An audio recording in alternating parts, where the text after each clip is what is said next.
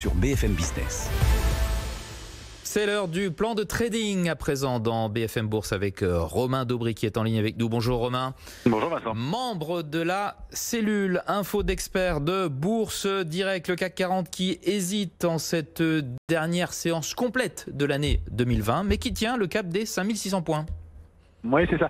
C'est une séquence qui est un petit peu mitigée sur les indices. On voit des éléments un peu contradictoires. Donc, un petit peu de soutien sur le volume et la position ouverte depuis 48 heures sur l'indice CAC 40. C'était pas le cas avant. En revanche, sur le Dow Jones, par exemple, on a franchi un niveau technique, une oblique importante à 30 420 points il y a 48 heures. Et puis, on est redescendu un peu brutalement dessus avec un volume un peu plus lourd à la baisse.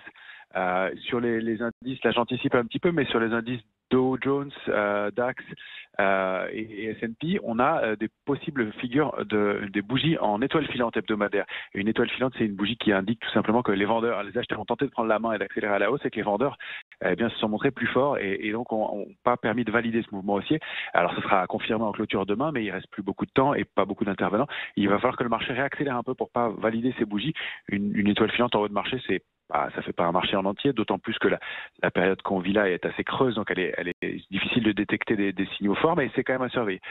Et puis, sur le Nasdaq, c'est une autre type de bougie hebdomadaire, c'est ce qu'on appelle une toupie, c'est un signe d'indécision sur le marché qui pourrait bien être formé. Donc voilà, on constate aussi qu'on monte, ce qui est plutôt positif évidemment, le schéma est plutôt positif, mais on monte avec une volatilité qui reste tendue. La volatilité implicite, elle est supérieure à 20, voire 22, à 21, voire 22 en ce moment. Donc pareil, c'est un marché qui est un peu stressé quand même. Alors ça donne en général du potentiel de hausse, ça montre que les investisseurs sont prudents, ce qui est le cas. Ils ont renforcé leur couverture hier dans la journée de hausse. Ils ont quand même augmenté leur position en put, en option de vente dans les portefeuilles. Donc ça montre aussi de la prudence. Et puis c'est un marché qui est très technique, donc effectivement, mais avec très très peu de volume. On a l'impression qu'on est un petit peu dans la même situation qu'entre juin et novembre dernier, où on payait 4750 points et on n'avait pas de relais pour franchir 5000. Et là, c'est 600 points plus haut. On paye 5300 points, mais on n'a pas de relais pour franchir à 5006 dans l'immédiat. Donc, rien de méchant. Mais ce qui est intéressant de voir, c'est la structure avec laquelle on a construit le mouvement sur le futur CAC 40.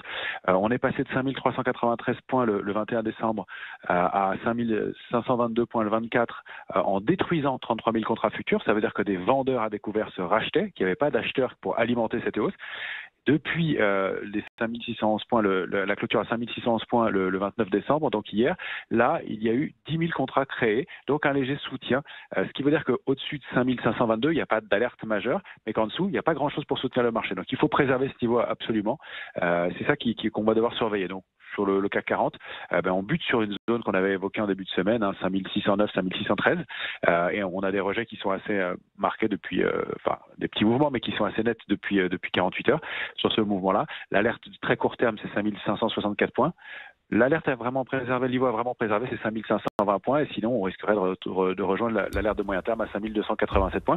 Et si on arrive à s'affranchir de 5613, là on pourrait aller chercher 5642 et pourquoi pas 5730 points aux alentours. Et en 30 secondes, qu'est-ce qu'on peut dire de l'euro-dollar ? L'euro-dollar, il est toujours aussi un peu capé, un peu bloqué, comme un peu la majorité des actifs en ce moment. Ils sont un peu sur des niveaux de crête, des niveaux importants, avec des accélérations possibles dans les jours à venir, mais bloqués par des résistances majeures. Romain Daubry, merci beaucoup d'avoir été avec nous aujourd'hui encore. Romain Daubry, membre de la cellule info d'experts de Bourse Direct. BFM Business. BFM Bourse, partageons nos valeurs.